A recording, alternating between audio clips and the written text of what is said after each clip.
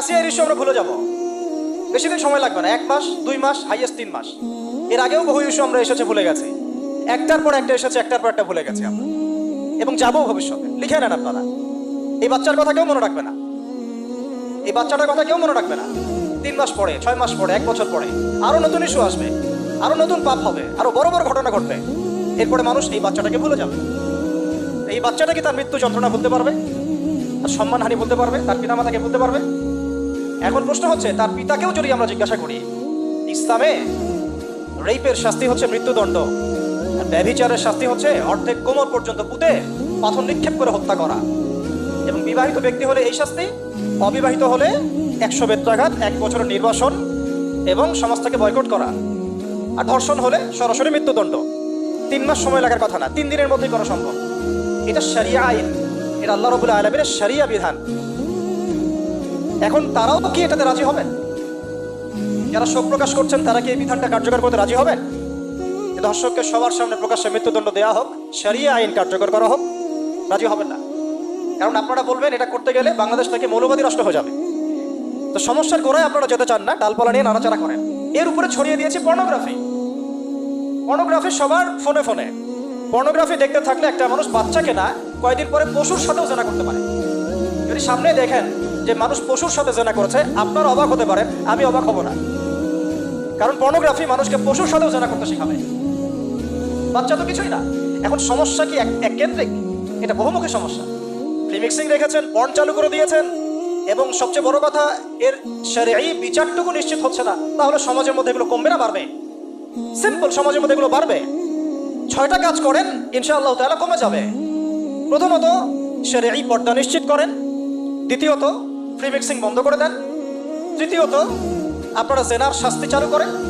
চতুর্থত, সমকামিতা বন্ধ করেন, সমকামিতা বন্ধ করেন, এলজিবিটি বন্ধ করেন। পঞ্চমত, ব্যভিচারের যে রজম শাস্তি চালু করেন, শরঈ বিধান চালু করেন, পর্ন সাইটগুলোকে বন্ধ করে দেন, এবং সমাজে তাকওয়া, নৈতিকতা শিক্ষাটাকে বাড়িয়ে দেন। দেখেন সমাজে জেনা কমে না বাড়ে। কিন্তু কেউ এই সমস্যার গোড়ায় যাবে না। একটা ইস্যু আসবে, একটা ইস্যু যাবে। আজকে আপনার বোন, তো কালকে আমার বোন, কালকে অমুকের বোন, কালকে তার মেয়ে, নিজের ঘর পর্যন্ত চলে আসছে। আর কয়টা রিপোর্টই বা আমাদের সমাজের সামনে আসে? যে কয়েকটা রিপোর্ট সামনে এসেছে, এগুলো 50%ও না। বহু মেয়ে এগুলো বলতেও পারে না, লজ্জায়। আর আমি তো ওইসব মেয়েদের ব্যাপারে কথা বলা ছেড়ে দিয়েছি, যারা স্বেচ্ছায় নিজের ইজ্জতকে বিলি দেয়। তাদেরকে আমি আমার বোন পরিচয় দিতে লজ্জাবোধ করি। সমাজ থেকে গায়রত, ব্যক্তিত্ব, পর্দা, শালীনতা, হিজাব এগুলো উঠিয়ে দেওয়া হয়েছে। আপনারা কি দ্বীনি অঙ্গনের তসলিমা নাসরিন হতে চান নাকি? তারা কি দ্বীনি অঙ্গনের তসলিমা নাসরিন হতে চান? কেন আপনি একটা ছেলের সাথে হারাম সম্পর্কে জড়াবেন? কেন প্রেম করতে যাবেন? কেন আপনি তার সাথে বাইকে করে ঘুরতে যাবেন? কেন আপনি আপনার বন্ধুদের সাথে প্রিমিক্সিংয়ে ঘুরতে চলে গেলেন? 3 দিনের রাস্তা, 7 দিনের রাস্তা, 10 দিনের রাস্তা, অথচ আপনার উপর হজও ফরজ না মাহারাম ছাড়া। না আপনি পর্দা মানছেন, না মাহারাম মানছেন। আর সমাজে না আছে ইসলামী শরিয়া আইন অনুযায়ী বিচার, আর না আছে পর্ন বন্ধের উদ্যোগ, আর না আছে প্রিমিক্সিং বন্ধের উদ্যোগ। তো আপনার ইজ্জত চলে গেলে কে ফিরাই দেবে আপনাকে? আমি তো আপনার ভালোর জন্যই কথা বলছি।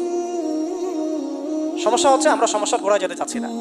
আজকে এই কথাটা আমি এখানে বলতে চাই নাই, শুধু কথা প্রসঙ্গে চলে আসছে যে এই যে মেয়েটা কাতরাতে কাতরাতে মারা গেল আজকে, আপনারা দেখে নিয়েন 3 মাসের মধ্যে এই মেয়েটাকে সবাই ভুলে যান।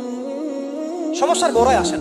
সমস্যার গোড়া হচ্ছে আল্লাহর জমিনে আল্লাহর দ্বীন ইসলাম বাস্তবায়ন না হওয়া পর্যন্ত এই মানবতার মুক্তির কোনো রাস্তা নাই। আল্লাহর কসম করে বলতেছি, আল্লাহর জমিনে ইসলাম, কোরআন, সুন্নাহ, রাসূলের আদর্শ বাস্তবায়ন হওয়ার আগ পর্যন্ত এই জাতির স্বাধীনতা বলে কোনো শব্দ নাই।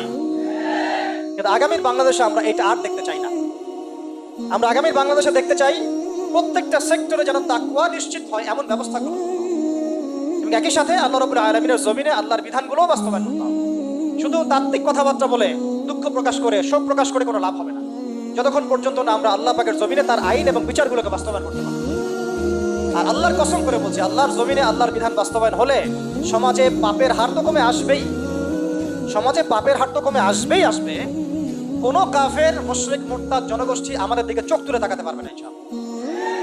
আমাদেরকে দাসত্ব শৃঙ্খলা আবদ্ধ করতে পারবে না ইনশাআল্লাহ।